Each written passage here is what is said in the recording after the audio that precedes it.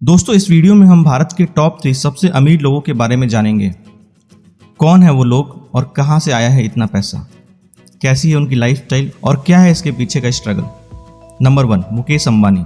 जैसा कि आप लोग को पहले से ही अनुमान होगा, इंडिया के रिचेस्ट पर्सन के लिस्ट में सबसे पहला नाम है मुकेश अंबानी का। फोर्ब्स के अनुसार इनकी कुल संपत्ति 8 लाख करोड़ यानी 104 बिलियन यूएस डॉलर की है। मुकेश अंबानी रिलायंस इंडस्ट्रीज के मैनेजिंग डायरेक्टर और चेयरमैन हैं, जिसमें अलग अलग तरह के बिजनेसेस जैसे कि petrochemicals, oil and gas, retail, telecom जैसी कई सारी बिजनेसेस होती है। यूँ तो मुकेश अंबानी लेट श्री धीरूभाई अंबानी के बेटे हैं, जो पहले से ही बिलियनियर थे, लेकिन इन्होंने अपने दम पर रिलायंस इंडस्ट्री को उस सक्सेस तक पहुंचाया जहां पर खुद धीरूभाई अंबानी भी नहीं ले जा सके। जिस समय रिलायंस का बंटवारा हुआ उस समय रिलायंस इंडस्ट्रीज की कुल नेटवर्थ 6 बिलियन डॉलर थी, और आज जबकि मुकेश अंबानी 104 बिलियन के साथ देश के सबसे अमीर व्यक्ति हैं, वही उनके भाई अनिल अंबानी बैंकरप्ट हो चुके हैं।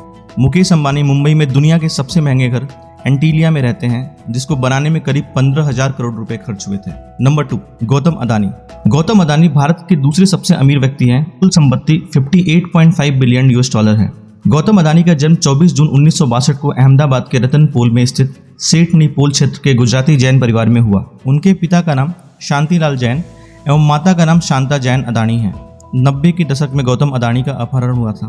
कहा जाता है कि फिरौती के लिए उनका अपहरण किया गया था। गौतम अदानी को सिर्फ 16 साल की उम्र में कारोबार में हाथ आजमाने के लिए मुंबई जाना पड़ा। साल 1978 में वो मुंबई गए और हीरे का कारोबार शुरू किया, लेकिन 1981 में वो गुजरात लौट आए और अपने भाई की प्लास्टिक की फैक्ट्री में काम शुरू किया। साल 1988 में उन्होंने कमोडिटी का एक्सपोर्ट इंपोर्ट करने वाली कंपनी के रूप में अदानी एंटरप्राइजेस की शुरुआत की।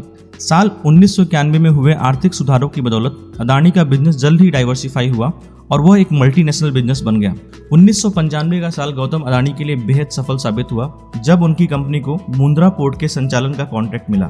1996 में अदानी पावर लिमिटेड की शुरुआत की गई। उन्होंने ऑस्ट्रेलिया और इंडोनेशिया में माइंस, पोर्ट और रेलवे जैसे कारोबार में कदम रखा।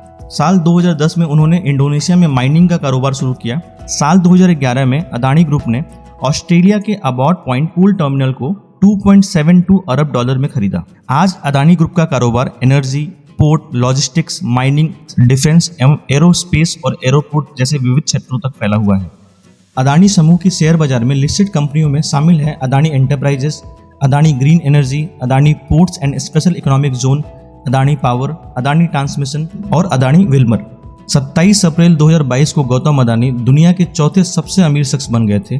उनकी संपत्ति माइक्रोसॉफ्ट के बिल गेट्स के बराबर हो गई थी, लेकिन हिंडनबर्ग की रिपोर्ट आने के बाद में उनकी संपत्ति कम हुई और आज वो दुनिया के अमीर की सूची में 40वें स्थान पर लुढ़क गए हैं, लेकिन अभी भी वे इंडिया के दूसरे सबसे अमीर व्यक्ति हैं। Number 3, Shiv Nadar. Shiv Nadar 23.7 billion dollar की संपत्ति के साथ भारत के तीसरे सबसे अमीर व्यक्ति हैं, जिन्हें हम HCL के फाउंडर के रूप में भी जानते हैं। उनको सन 2008 में भारत सरकार द्वारा उद्योग एवं व्यापार के क्षेत्र में पद्म भूषण से सम्मानित किया गया था। नडार ने अपना करियर पुणे में वॉलचंद ग्रुप कूपर इंजीनियरिंग के साथ शुरू किया। इसके बाद 1967 में उन्होंने 7 दोस्तों के साथ मिलकर माइक्रोकॉप कंपनी बनाई और उसे बाद में टेली डिजिटल कैलकुलेटर को बेच दिया। 2008 में उन्हें IT के क्षेत्र में उनके योगदान के लिए पद्म भूषण से सम्मानित किया गया। यही नहीं, मद्रास यूनिवर्सिटी ने उन्हें डॉक्टरेट की उपाधि भी दी। अगस्त 1976 में एक गैरेज से उन्होंने HCL एंटरप्राइजेस की स्थापना की, तो 1991 में HCL टेक्नोलॉजी के साथ बाजार में एक नए रूप में हाजिर हुए।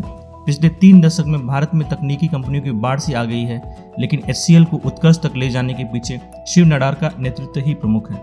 नडार एक ऐसी कंपनी के मालिक हैं जहां पे उनके कंपनी में एक बड़े पद तक पहुंचना भी आसान नहीं होता। तमिलनाडु में पहली नौकरी छोड़ना और बाद में दिल्ली में क्लॉथ मिल में जमी जमाई जॉब को भी ठोकर मार देना, ऐसा साहस नडार ही कर सकते हैं। लेकिन वे न सिर्फ कामयाब हुए, लेकिन उन्होंने दोस्तों और इन्वेस्टर्स का भरोसा भी जीता। सॉफ्ट स्पोकन नडार बताते हैं, पिछले 3-4 दशक में मैंने देखा है कि IT इंडस्ट्री का काफी विकास हुआ है, खासकर hardware, software, services, solutions, networking, communication, internet और IT इंफ्रास्ट्रक्चर की दिशा में मैंने समय रहते अवसर पहचान लिया और इसलिए मैं कामयाब हुआ। जुलाई 2020 में उन्होंने HCL टेक्नोलॉजीज के अध्यक्ष के रूप में अपनी भूमिका छोड़ दी और बेटी रोशनी नादर को अपना कमान सौंप दी। हालांकि वह वर्तमान में चेयरमैन एमेरिटस का पद संभालते हैं और एक रणनीतिक सलाहकार की भूमिका निभाते हैं। तो दोस्तों, ये रही भारत के 3 सबसे अमीर व्यक्तियों की लिस्ट। अगर आपको वीडियो पसंद आई हो तो हमारे चैनल को सब्सक्राइब करें और बेल आइकन को प्रेस कर दें, ताकि ऐसी सारी वीडियो आपको मिलती रहे। धन्यवाद।